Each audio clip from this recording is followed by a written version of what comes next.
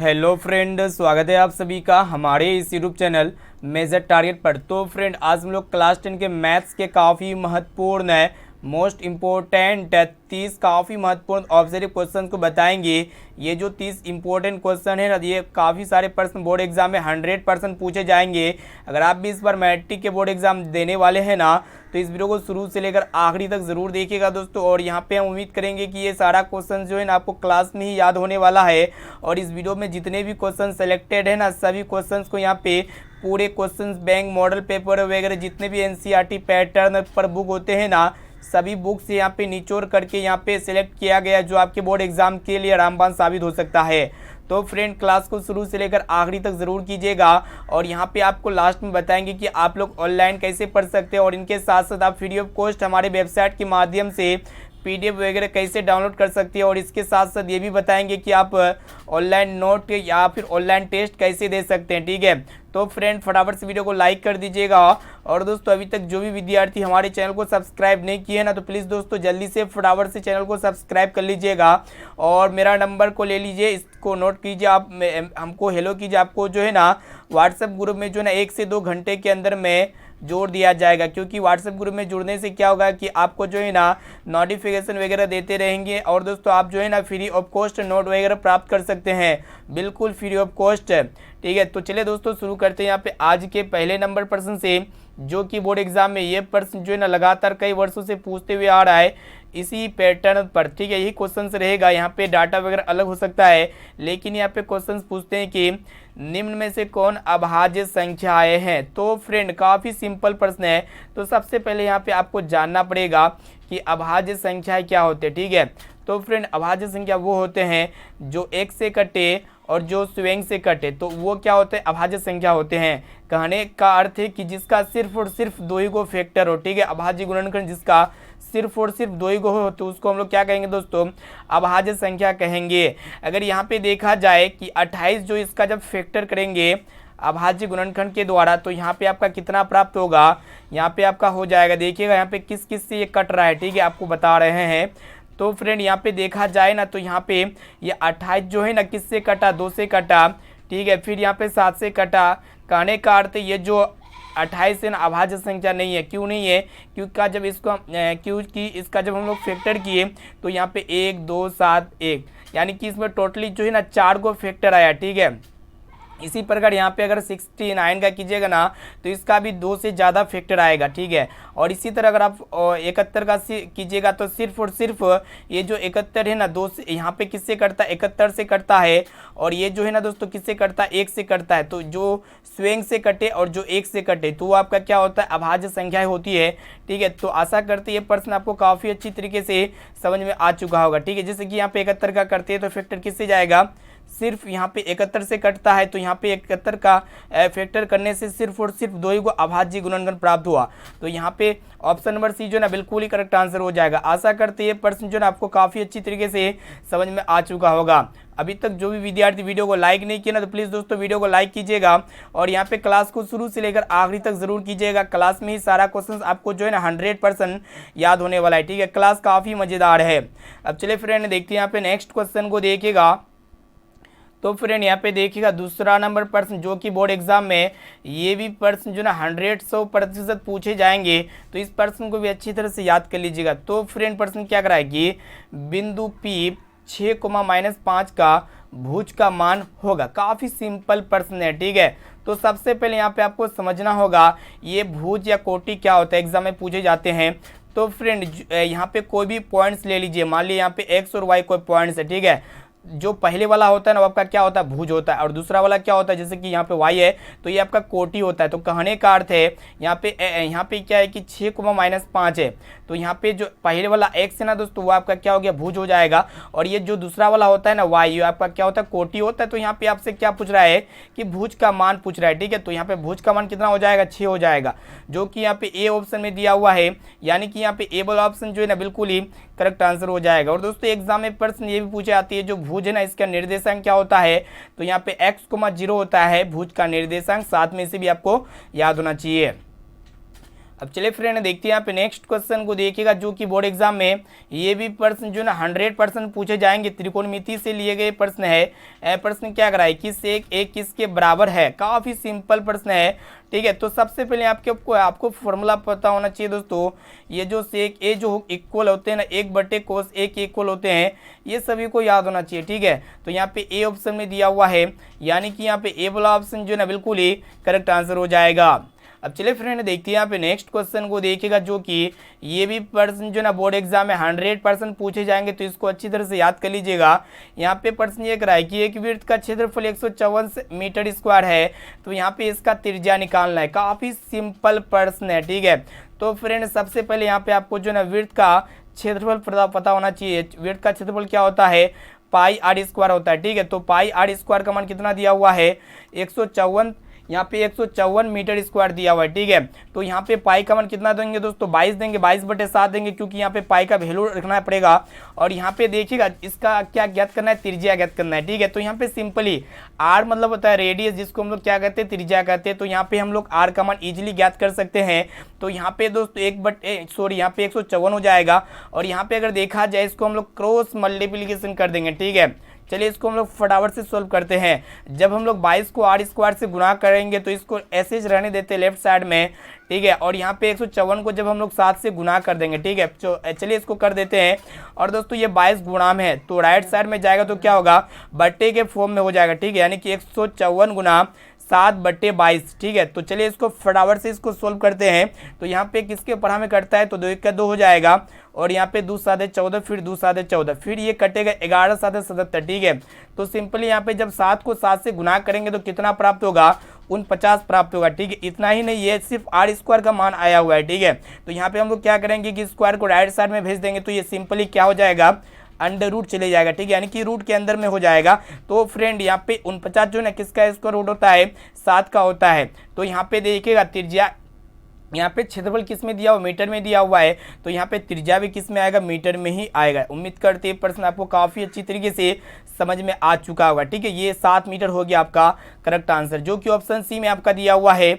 यानी कि यहाँ पे सी वाला ऑप्शन जो है ना बिल्कुल ही करेक्ट आंसर हो जाएगा, ठीक है। यहाँ पे इस क्लास में हम लोग काफ़ी महत्वपूर्ण मैथ के 30 मोस्ट इंपोर्टेंट वस्तुनिष्ठ प्रश्न को देख रहे हैं, जो आपके बोर्ड एग्जाम में 100% पूछे जाएंगे 2023 के फाइनल मैट्रिक एग्जाम है, ठीक है। अगर आप भी इस बार मैट्रिक के बोर्ड एग्जाम देने वाले हैं ना, तो इस क्लास को शुरू से लेकर आखिरी तक जरूर कीजिएगा दोस्तों, क्योंकि यहाँ पे क्लास में ही सारा क्वेश्चन आपको 100% याद होने वाला है। यहाँ पे क्लास को थोड़ा भी स्किप नहीं करना है, ठीक है। और आपको लास्ट में बताएंगे कि आप लोग ऑनलाइन टेस्ट वगैरह कैसे दे सकते हैं, PDF कैसे प्राप्त कर सकते हैं, और यहाँ पे नोट्स वगैरह कैसे यहाँ पे प्राप्त कर सकते हैं। सब कुछ यहाँ पे फ्री ऑफ कॉस्ट मिलता है, ठीक है। तो इसीलिए आप वीडियो को लाइक कर दीजिएगा।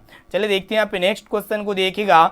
और दोस्तों ये प्रश्न जो ना निर्देशांक ज्यामिति से लिया गया है, काफ़ी सिंपल प्रश्न है, ठीक है। तो यहाँ पे 2 पॉइंट्स दिया हुआ है, एक पॉइंट्स P और दूसरा पॉइंट्स Q है।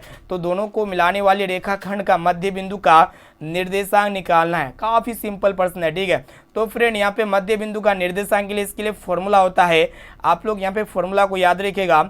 एक फॉर्मूला होता है x बराबर क्या होता है, x1 + x2/2 होता है, ठीक है। ये हो गया एक फॉर्मूला। और यहाँ पे y के लिए एक फॉर्मूला होता है, y निर्देशांक के लिए क्या होता है कि y1 + y2/2। ये सभी को याद होना चाहिए, ठीक है। और यहाँ पे बहुत सारे विद्यार्थी कंफ्यूज हो जाते हैं कि x1 x2 कौन है।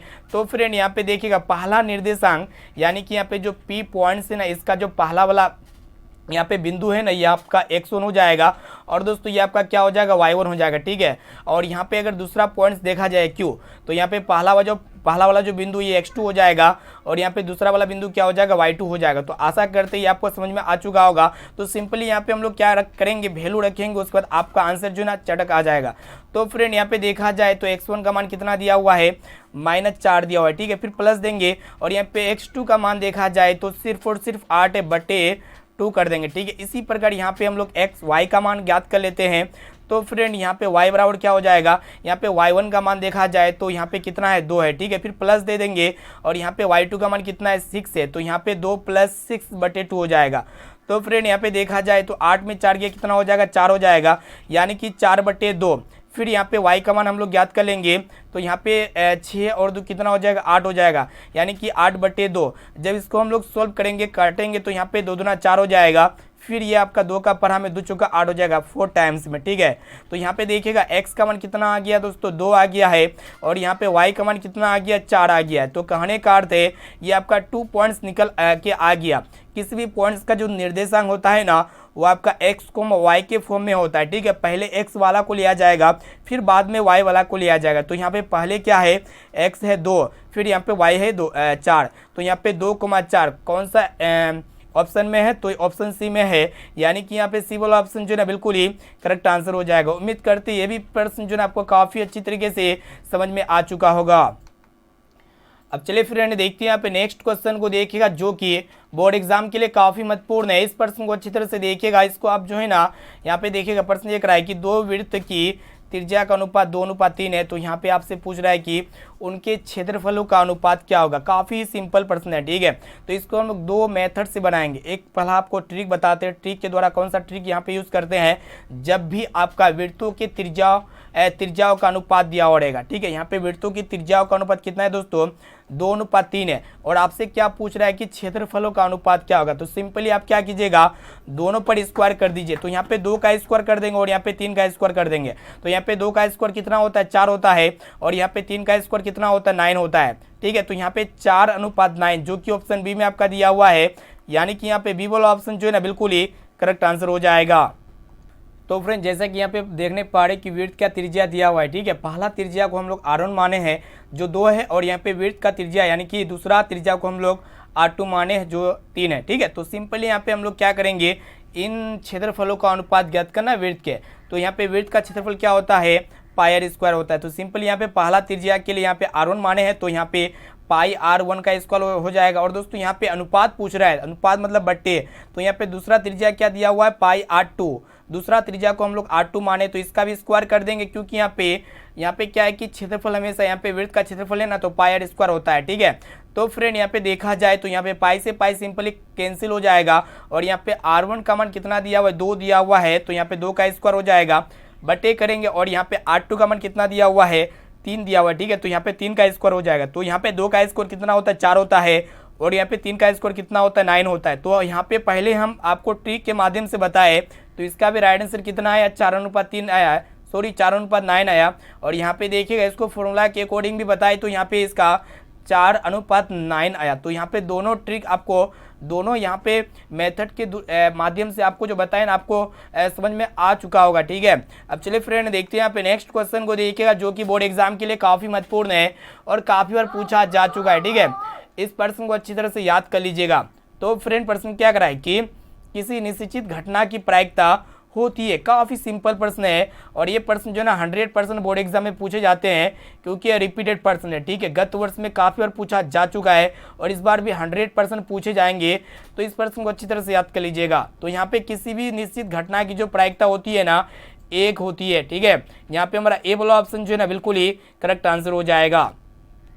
अब चलिए फ्रेंड देखते हैं यहाँ पे और एक प्रश्न ये पूछे जाते हैं कि किसकी प्रायिकता हो सकती है, ठीक है। तो फ्रेंड यहाँ पे आप लोग को बता देते हैं, जो नेगेटिव में होता है ना उसकी प्रायिकता कभी भी नहीं हो सकती है, ठीक है। और यहाँ पे किसकी प्रायिकता हो सकती है, तो 0, यहाँ पे देखिएगा दोस्तों 0 से 1 के बीच में जो डाटा होता है ना उसकी प्रायिकता हो सकती है, और जो नेगेटिव में हो ना वो उसकी प्रायिकता नहीं हो सकती है। अब चलिए फ्रेंड देखते हैं यहाँ पे नेक्स्ट क्वेश्चन को देखिएगा, जो कि बोर्ड एग्जाम के लिए काफ़ी महत्वपूर्ण है और 100% पूछे जाएंगे। क्या कराएंगे, यहाँ पे एपी दिया हुआ है 2,4,6,8 का। यहाँ पे आपसे क्या पूछ रहा है कि सारो अंतर निकाले। काफ़ी सिंपल प्रश्न है।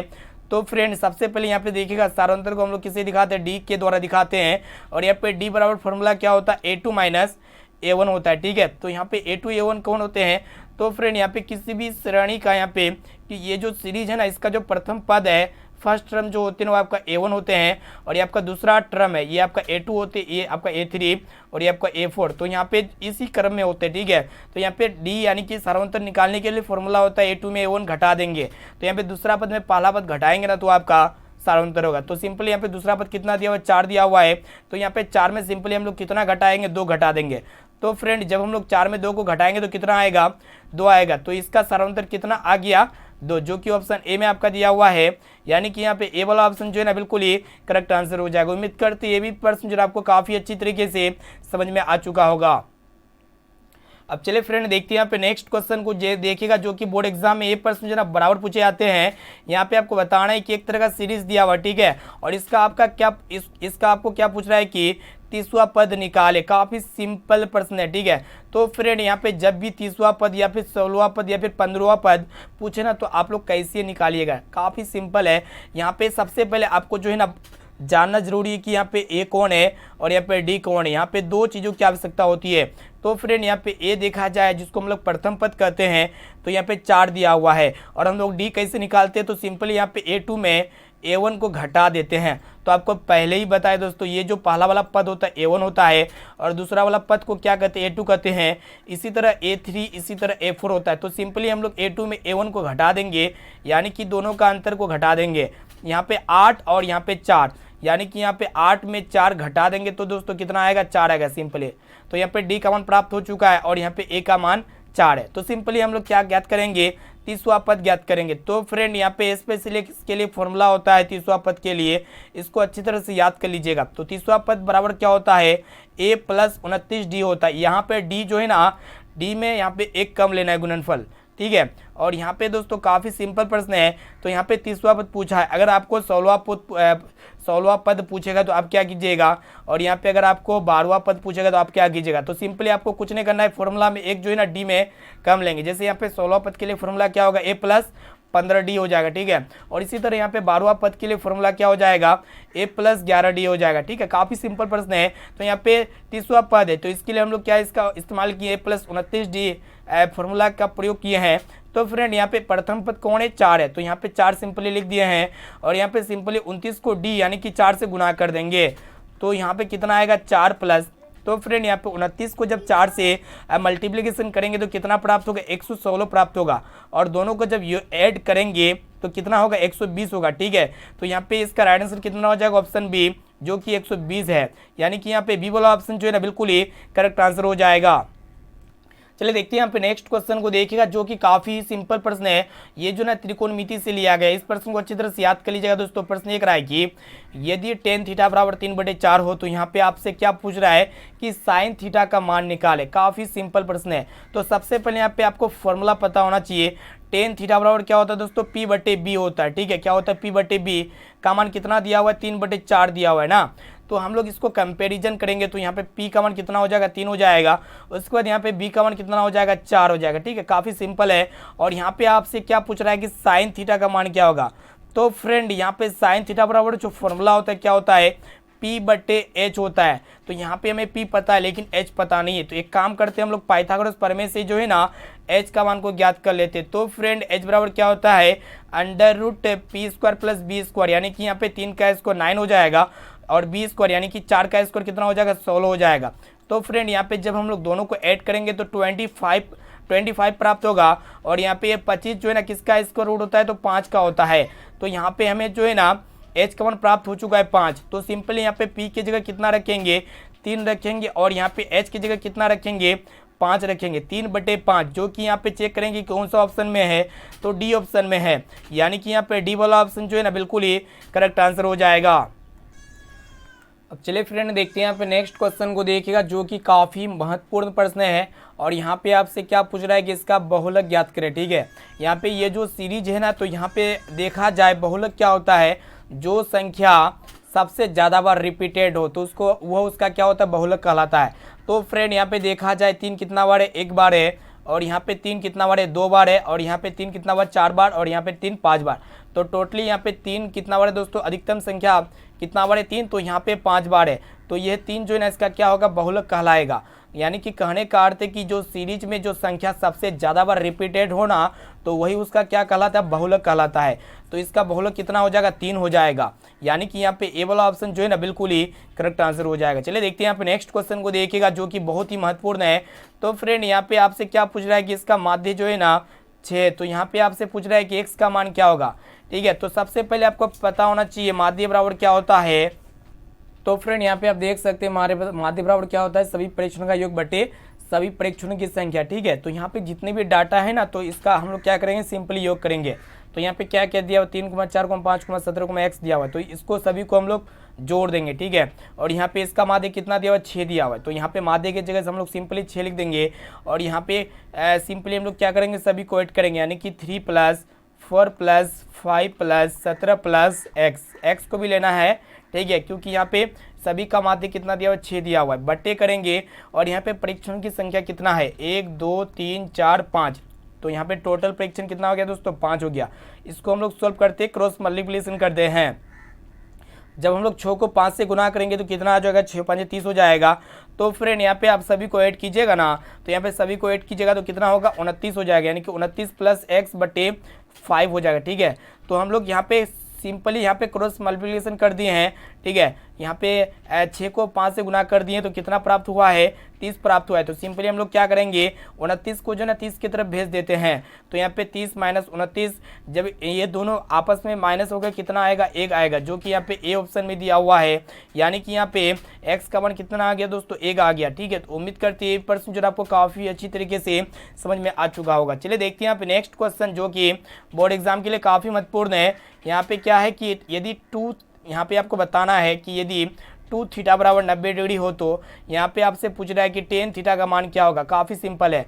तो यहाँ पे दोस्तों जो डाटा दिया हुआ है ना, तो यहाँ पे कितना दिया हुआ है, 2 θ = 90 डिग्री है, तो सिंपली हम लोग थीटा को यहीं पे छोड़ देंगे और यहाँ पे 2 गुना में, तो ये बट्टे के फॉर्म में हो जाएगा। तो इसको जब हम लोग काटेंगे तो 45 टाइम्स में जो है ना कट जाएगा, यानी कि 45 डिग्री आ जाएगा, ठीक है, थीटा का मान। तो हम लोग सिंपली यहाँ पे क्या करेंगे कि थीटा के जगह जो है ना 45 डिग्री लिख देंगे। यहाँ पे tan θ का मान पूछ रहा है, तो फ्रेंड यहाँ पे tan θ की जगह हम लोग 45 डिग्री लिखेंगे।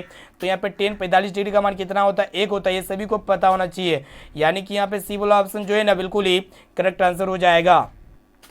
अब चलिए फ्रेंड देखते हैं यहाँ पे नेक्स्ट क्वेश्चन, जो कि बोर्ड एग्जाम के लिए काफ़ी महत्वपूर्ण है और 100% ये भी प्रश्न जो है ना पूछे जाएंगे। क्या कराए कि बिंदु 3,4 और 5,5 के बीच की दूरी ज्ञात करें। काफ़ी सिंपल प्रश्न है। तो यहाँ पे बीच की दूरी जब भी पूछे तो आपको समझ जाना पड़ेगा कि आपसे जो है ना डिस्टेंस फॉर्मूला यहाँ पे पूछ रहा है, यानी कि डिस्टेंस फॉर्मूला का यहाँ पे उपयोग करना है, ठीक है। तो यहाँ पे दो पॉइंट्स दिया हुआ, एक पॉइंट्स यहाँ पे 3,4 है और दूसरा पॉइंट 5,5 है। तो आपसे क्या पूछ रहा है कि बीच की दूरी ज्ञात करें। तो फ्रेंड यहाँ पे दूरी सूत्र जिसको हम लोग कहते हैं, जिसको हम लोग डिस्टेंस फॉर्मूला के नाम से जानते हैं, तो यहाँ पे दूरी सूत्र बराबर क्या होता है, √, यहाँ पे देखिएगा x2 - x1 का whole square plus y2 - y1 का होल स्क्वायर। ये फॉर्मूला जो है ना आप सभी को पता होना चाहिए, ठीक है। तो यहाँ पे हम लोग सिंपली लिख चुके हैं। अगर यहाँ पे देखा जाए √, यहाँ पे देखिएगा दोस्तों, यहाँ पे x2 x1 कौन है, तो फ्रेंड यहाँ पे जो पहला वाला पॉइंट्स होता है वो आपका x1 होते हैं और यहाँ पे जो दूसरा वाला पॉइंट्स होते हैं वो आपका y1 होते हैं, ठीक है, पहला पॉइंट्स का यहाँ पे P बिंदु का। अगर यहाँ पे देखा जाए ये जो होते हैं ना x2 होते हैं और दोस्तों ये जो दूसरा वाला होते हैं ना ये y2 होते हैं। तो आपको समझ में आ चुका होगा कौन x1 y1 होते हैं, कौन x2 y2 होते हैं। तो सिंपली हम लोग यहाँ पे वैल्यू को रखेंगे, उसके बाद आपका यहाँ पे आंसर आ जाएगा, ठीक है। तो फ्रेंड यहाँ पे देखा जाए तो x2 कौन है, तो 5 है, तो 5 - x1 का मान कितना दिया हुआ है, 3 दिया हुआ है, 5 - 3 का होल स्क्वायर कर देंगे, प्लस कर देंगे। और यहाँ पे y2 कौन है दोस्तों, 5 है, तो 5 - y1 का मान कितना दिया हुआ है, 4 दिया हुआ है, ठीक है। तो 5 - 4 का क्या करेंगे, होल स्क्वायर कर देंगे, ठीक है। तो यहाँ पे जब 5 में 3 को घटाएंगे तो कितना आएगा, 2 आएगा, 2 का स्क्वायर प्लस, और यहाँ पे 5 में 4 को घटाएंगे तो कितना आएगा, 1 का स्क्वायर हो जाएगा। तो फ्रेंड यहाँ पे देखिएगा 2 का स्क्वायर कितना होता है, 4 होता है, और यहाँ पे 1 का स्क्वायर 1 होता है। तो यहाँ पे 4 और 1 को जोड़ेंगे तो कितना आएगा, √5 हो जाएगा, ठीक है, जो कि यहाँ पे ऑप्शन सी में आपका दिया हुआ है, यानी कि यहाँ पे सी वाला ऑप्शन जो है ना बिल्कुल ही करेक्ट आंसर हो जाएगा। चलिए देखते हैं यहाँ पे नेक्स्ट क्वेश्चन की ओर, जो कि काफ़ी महत्वपूर्ण है और ये भी बहुलक का प्रश्न है। तो यहाँ पे आप कोशिश कीजिए कि एक एक क्वेश्चन का आंसर जो है ना लाइव चैट में या फिर कमेंट बॉक्स में कमेंट जरूर कीजिएगा दोस्तों, ठीक है। चलिए देखते हैं यहाँ पे क्लास को शुरू से लेकर आखिरी तक जरूर कीजिएगा। आप एक एक क्वेश्चन का आंसर जो है ना कोशिश कीजिए कि लाइव चैट में या फिर कमेंट बॉक्स में कमेंट करके जरूर बताइएगा, ठीक है। तो यहाँ पे सिंपल ये भी प्रश्न है, तो यहाँ पे इसका बहुलक ज्ञात करना है। तो सबसे ज़्यादा बार रिपीटेड संख्या कौन है, तो यहाँ पे 3 जो है ना सबसे ज़्यादा बार है, तो इसका बहुलक कितना हो जाएगा, 3 हो जाएगा, यानी कि यहाँ पे ए वाला ऑप्शन जो है ना बिल्कुल ही करेक्ट आंसर हो जाएगा। अब चलिए दोस्तों देखते हैं यहाँ पे नेक्स्ट क्वेश्चन क्या कर रहा है कि यहाँ पे आपसे पूछ रहा है कि वर्ग अंतराल यहाँ पे 30 से 60 का वर्ग चिन्ह ज्ञात करें। तो ये आपका SW क्वेश्चन हो गया। इसका राइट आंसर जो आपको लगता है ना, जल्दी से जाइए फटाफट से कमेंट करके जरूर बताइएगा, ठीक है। चलिए देखते हैं आप नेक्स्ट क्लास को उस पर्सन को लेंगे। तो फ्रेंड 17 नंबर प्रश्न यहाँ पे एक तरह का सीरीज दिया हुआ है, AP दिया हुआ है। तो यहाँ पे आपसे क्या पूछ रहा है कि सारांतर ज्ञात करने कहा रहा है, ठीक है। काफी सिंपल प्रश्न है। तो फ्रेंड सारांतर को हम लोग D से दिखाते हैं और ये D बराबर क्या होता है, A2 माइनस A1 होता है, ठीक है। तो यहाँ पे A2 यानी कि दूसरा पद में हम लोग पहला पद को घटा देंगे, यानी कि 10 में हम लोग 4 को घटा देंगे तो कितना आएगा, 6 आएगा। तो यहाँ पे इसका ऑप्शन नंबर B जो है ना बिल्कुल ही करेक्ट आंसर हो जाएगा। अब चलिए दोस्तों देखते हैं यहाँ पे नेक्स्ट क्वेश्चन। यहाँ पर टेन थीटा का मान जो है ना √3 दिया हुआ है। तो यहाँ पे आपसे क्या पूछ रहा है कि थीटा का मान ज्ञात करें। काफी सिंपल प्रश्न है। चलिए हम लोग फटाफट से इसको सोल्व कर देते हैं। तो यहाँ पे देखिएगा दोस्तों, टेन थीटा बराबर √3, तो आपको पता होना चाहिए ये जो यहाँ पे देखिएगा कितने डिग्री के मान पे जो है ना √3 होता है टेन थीटा में। तो फ्रेंड यहाँ पे देखिएगा 10 कितना डिग्री के मान पे होता है, तो 10 60 डिग्री के मान पे होता है √3। तो यहाँ पे सिंपली क्या हो जाएगा, 10 से 10 कैंसिल हो जाएगा। तो यहाँ पे थीटा का मान कितना आ गया दोस्तों, 60 डिग्री आ गया, ठीक है। तो यहाँ पे देखिएगा ऑप्शन नंबर C में आपका दिया हुआ है, यानी कि यहाँ पे C वाला ऑप्शन जो है ना बिल्कुल ही करेक्ट आंसर हो जाएगा। अब चलिए फ्रेंड देखते हैं यहाँ पे नेक्स्ट क्वेश्चन को देखिएगा। तो फ्रेंड प्रश्न ये करा है कि यदि A का मान यहाँ पे 60 है और यहाँ पे B का मान 30 डिग्री है, तो यहाँ पे आपसे क्या पूछ रहा है कि साइन A प्लस B ज्ञात करें। काफी सिंपल प्रश्न है।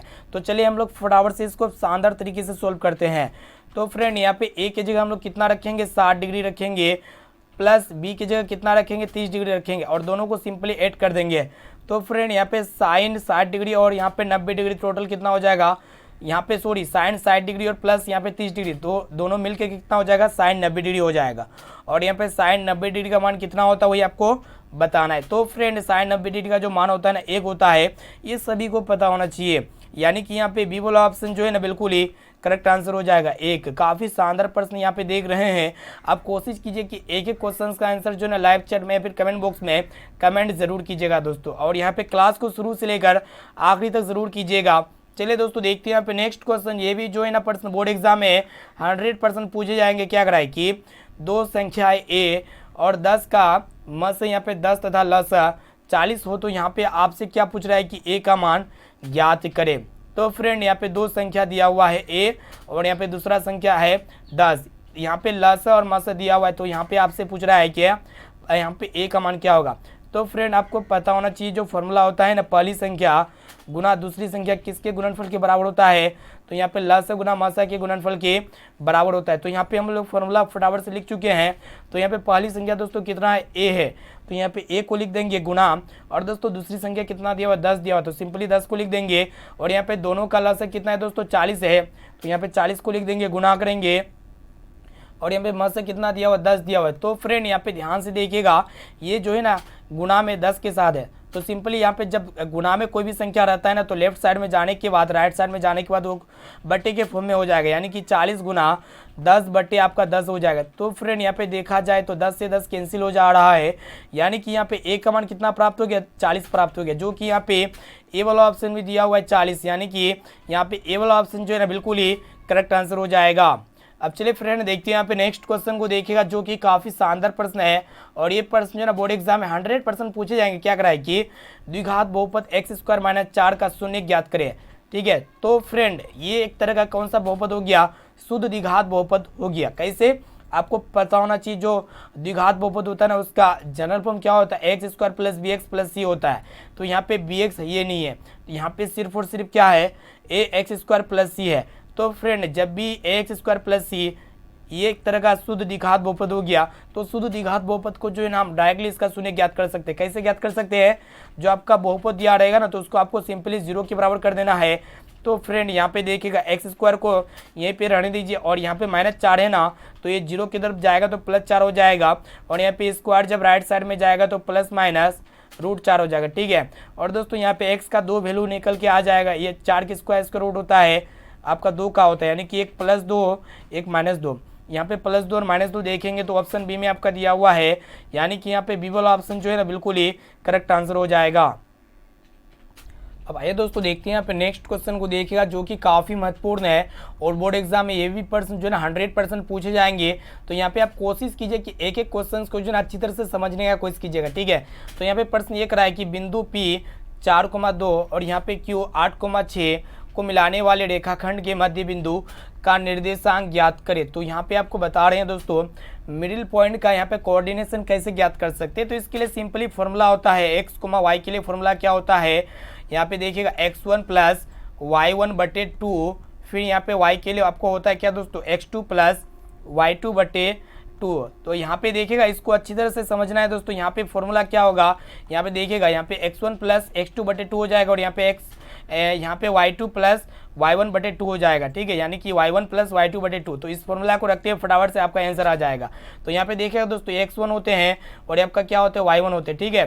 तो इसी प्रकार यहाँ पे x2 ये होंगे और यहाँ पे y2 ये होंगे सिंपली। तो यहाँ पे x1 का मान कितना है 4 है, तो सिंपली यहाँ पे हम लोग 4 को लिख देंगे और यहाँ पे x2 का मान कितना है दोस्तों 8 है, तो 4 प्लस 8/2 कर देंगे। और यहाँ पे y1 का मान कितना दिया हुआ है 2 दिया हुआ है, तो 2 प्लस यहाँ पे y2 का मान कितना है दोस्तों 6, तो सिंपली यहाँ पे 2 कर देंगे /2 है।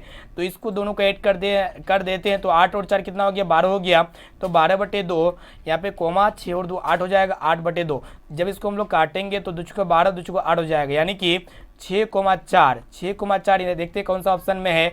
यहाँ पे किसी भी ऑप्शन में नज़र में नहीं आ रहा, ठीक है। तो इसको देखिएगा दोस्तों अच्छी तरह से इसको सोल्व करने की कोशिश कीजिएगा आप बोर्ड एग्जाम के लिए। तो यहाँ पे कहाँ पे मिस्टेक किए हैं, कहीं ना कहीं यहाँ पे मिस्टेक हुआ है, ठीक है।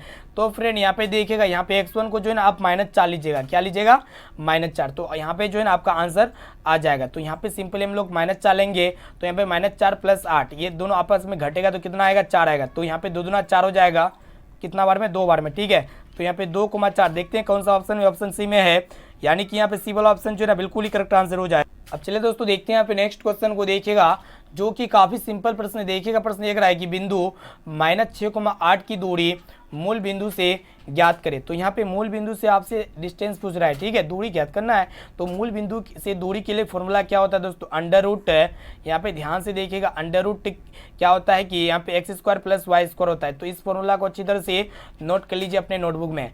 तो फ्रेंड यहाँ पे मूल बिंदु से फॉर्मूला होता है, ठीक है। तो यहाँ पे देखिएगा पॉइंट्स ज्ञात किया हुआ है, ये आपका x हो जाएगा, ये आपका क्या हो जाएगा y हो जाएगा। तो यहाँ पे x का मान -6 है, तो यहाँ पे -6 का होल स्क्वायर हो जाएगा, फिर यहाँ पे प्लस देंगे और यहाँ पे y कौन है 8 है, तो यहाँ पे 8 का स्क्वायर हो जाएगा, ठीक है। तो फ्रेंड यहाँ पे -6 को जब 2 बार गुणा करेंगे तो 36 हो जाएगा, माइनस प्लस हो जाएगा और यहाँ पे 8 8 64 हो जाएगा, ठीक है। दोनों को यहाँ पे सिंपली ऐड कर देंगे तो यहाँ पे कितना हो जाएगा √ यहाँ पे 100 हो जाएगा। और यहाँ पे ये 100 किसका स्क्वायर रूट होता है, तो 10 का होता है, यानी कि यहाँ पे बी वाला ऑप्शन जो है ना बिल्कुल ही करेक्ट आंसर हो जाएगा, ठीक है।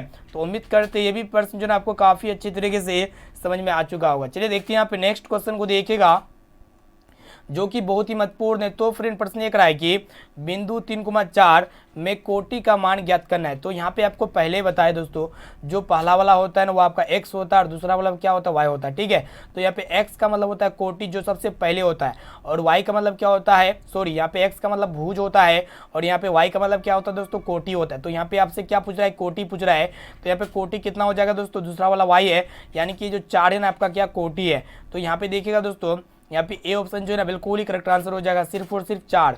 यहाँ पे माइनस में नहीं है बल्कि ऑप्शन यहाँ पे मिस्टेक हो चुका है। तो यहाँ पे कोटि का मान पूछ रहा है, तो कोटि का मान कितना हो जाएगा 4 हो जाएगा, यानी कि यहाँ पे ए वाला ऑप्शन जो है ना बिल्कुल ही करेक्ट आंसर हो जाएगा दोस्तों। और ये कोटि का निर्देशांक क्या होता है 0,y होता है, ठीक है। साथ में इसे भी आपको याद होना चाहिए। चलिए देखते हैं यहाँ पे नेक्स्ट क्वेश्चन की ओर बढ़ते हैं, जो कि बहुत ही महत्वपूर्ण है। यहाँ पे प्रश्न एक रहा है कि x² - 2x प्लस -6 के शून्यक अल्फा को बीटा हो। तो यहाँ पे आपसे क्या पूछ रहा है कि अल्फा प्लस बीटा का मान ज्ञात करें। तो काफ़ी सिंपल प्रश्न है। जब भी आपसे पूछे अल्फा प्लस बीटा यानी कि शून्यकों का गुणनफल के लिए फॉर्मूला क्या होता है दोस्तों, अल्फा प्लस बीटा बराबर क्या ये किसके इक्वल होता है, तो -b/a के इक्वल होता है, ठीक है। तो बहुत सारे विद्यार्थी कन्फ्यूज में पड़ जाएंगे कि ए बी कौन है। तो सिंपली यहाँ पे देखिएगा दोस्तों, जो x² का जो गुणांक है ना वो आपका a होता है, और जो x का गुणांक होते हैं b होते हैं, और दोस्तों जो कांस्टेंट होते हैं जो सबसे लास्ट में होते हैं किसी भी बहुपद का आपका c होते हैं। तो यहाँ पे सिंपली हम लोग b के साथ माइनस पहले फॉर्मूला में ही है, और यहाँ पे b कौन है, x के साथ गुणा में कौन है -2 है। तो सिंपली यहाँ पे -2 को लिख देंगे बट कर देंगे। a कौन है दोस्तों, यहाँ पे x² के साथ गुणा में 1 है, तो यहाँ पे -2/1 हो जाएगा। तो यहाँ पे सिंपली क्या हो जाएगा, माइनस ऊपर में प्लस हो जाएगा तो यहाँ पे +2/1 कहने का अर्थ है सिर्फ और सिर्फ 2 इसका राइट आंसर हो जाएगा, जो कि यहाँ पे सी ऑप्शन में दिया हुआ है। यानी कि यहाँ पे सी वाला ऑप्शन जो है ना बिल्कुल ही करेक्ट आंसर हो जाएगा। चलिए देखिए यहाँ पे नेक्स्ट क्वेश्चन को देखिएगा, जो कि काफी शानदार प्रश्न है। बोर्ड एग्जाम में 10 बार से भी ज्यादा बार ये प्रश्न जो है ना पूछा जा चुका है। तो फ्रेंड प्रश्न क्या करा है कि 9sec² माइनस 9tan² किसके इक्वल होंगे। काफी सिंपल प्रश्न है, ठीक है। तो फ्रेंड जब भी इस तरह के प्रश्न पूछे जाए ना, तो यहाँ पे देखा जाए इसमें भी 9 है और इसमें भी 9 है, तो दोनों 9 कॉमन आ रहा है दोनों में, तो दोनों में हम लोग 9 को कॉमन ले लेंगे, तो अंदर में क्या बचेगा sec² माइनस tan² सिर्फ और सिर्फ बचेगा, ठीक है। तो फ्रेंड आपको फॉर्मूला पता होना चाहिए, 9 गुना sec² माइनस tan² किसके इक्वल होते हैं, 1 के इक्वल होते हैं।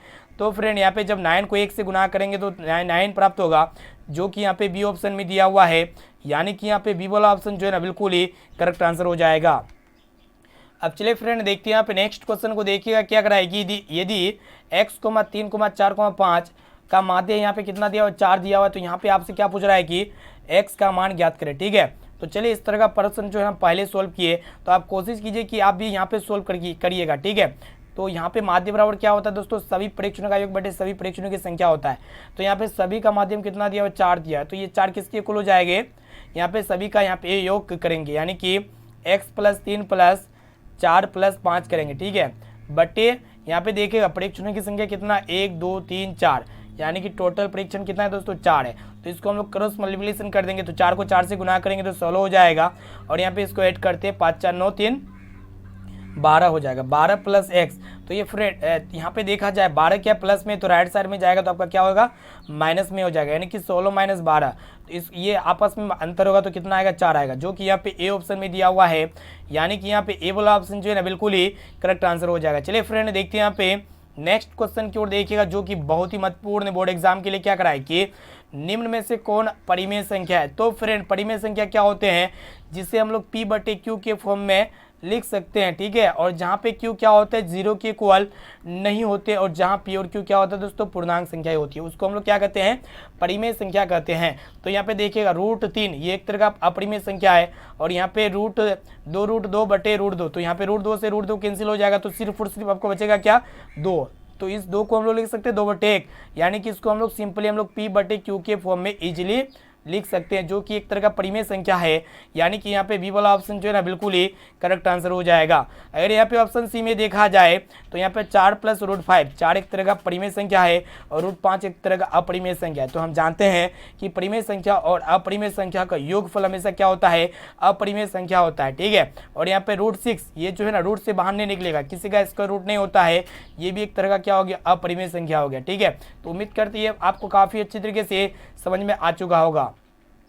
अब चलिए फ्रेंड देखते हैं यहाँ पे नेक्स्ट क्वेश्चन क्या कर रहा है कि किसी धनात्मक पूर्णांक a और b के लिए a, b का मस गुना लस, यहाँ पे गुना होगा दोस्तों, गुना लस निम्न में से किसके बराबर होगा। तो आपको पता होना चाहिए दो संख्याओं का गुणनफल जो होते हैं ना, ये लस के गुणनफल तथा मस के गुणनफल के इक्वल होते हैं। यानी कि यहाँ पे एलसीएम a, b तथा यहाँ पे HCF a, b के गुणनफल के इक्वल होते हैं दो संख्याओं का गुणनफल, यानी कि a गुना b के इक्वल होगा दोस्तों। देखते हैं यहाँ पे कौन सा ऑप्शन में दिया हुआ है, यानी कि यहाँ पे सी वाला ऑप्शन में दिया हुआ है, यानी कि यहाँ पे सी वाला ऑप्शन जो है ना बिल्कुल ही करेक्ट आंसर हो जाएगा। चलिए देखते हैं यहाँ पे नेक्स्ट क्वेश्चन, जो कि बहुत ही महत्वपूर्ण है कि त्रिघात बहुपद का सबसे व्यापक रूप क्या होगा। काफी सिंपल प्रश्न है, ठीक है। तो फ्रेंड त्रिघात बहुपद का सिंपलेस्ट फॉर्म यानी कि जनरल फॉर्म क्या होता है, तो यहाँ पे x³ + bx² + cx + d होता है। यानी कि ये जो d होते हैं अचर पद होते हैं, और यहाँ पे x के साथ गुना में जो होते हैं ना वो आपका c होते हैं, और x² का गुणांक क्या होते हैं, b होते हैं, और यहाँ पे x³ का गुणांक क्या होते हैं दोस्तों, a होते हैं। तो ये आपका क्या होता है, त्रिघात बहुपद का सबसे व्यापक रूप होता है। और दोस्तों द्विघात बहुपद का व्यापक रूप क्या होता है, ax² + bx + c होते हैं, ठीक है। इसे आपको साथ में याद होना चाहिए।